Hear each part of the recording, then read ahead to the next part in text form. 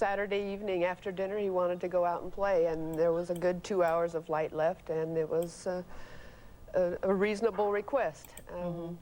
He left, and at about 8:30, I started thinking, well, in my mind, it's getting dark, and so he should be starting to come home.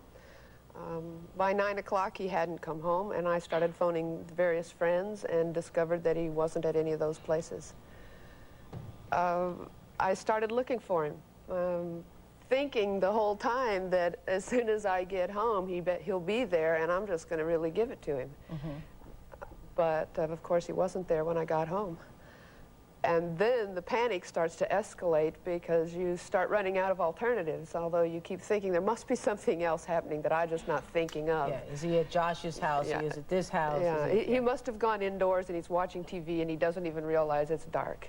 There's probably some reasonable explanation, and I'll hear it when he gets home, and then after that he'll have to deal with the punishment.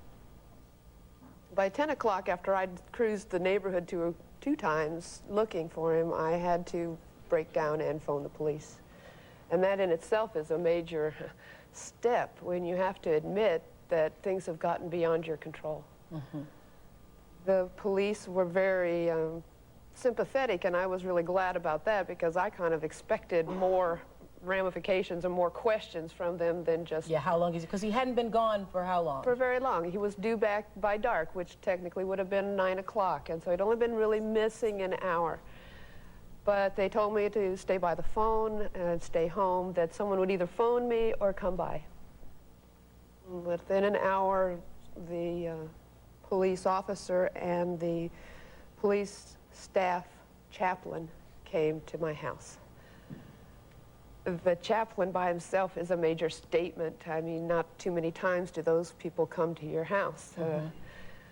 I listened as calmly as I could as they informed me that they were pretty sure they had my boy, that he was alive, but that he had been sexually assaulted and he was in the hospital and I needed to go down there.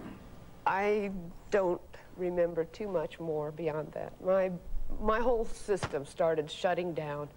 All I could think of was, he's alive, and there's something I need to do. And so I got my shoes on, and I got in the car and drove down to the emergency room, and the staff at the hospital was really very, very supportive. My mother had gone with me, and they took us into a conference room, and the chief surgeon or staff doctor, Dr. Coombs, came in to tell us the details then of what had happened. All right, too long, another read.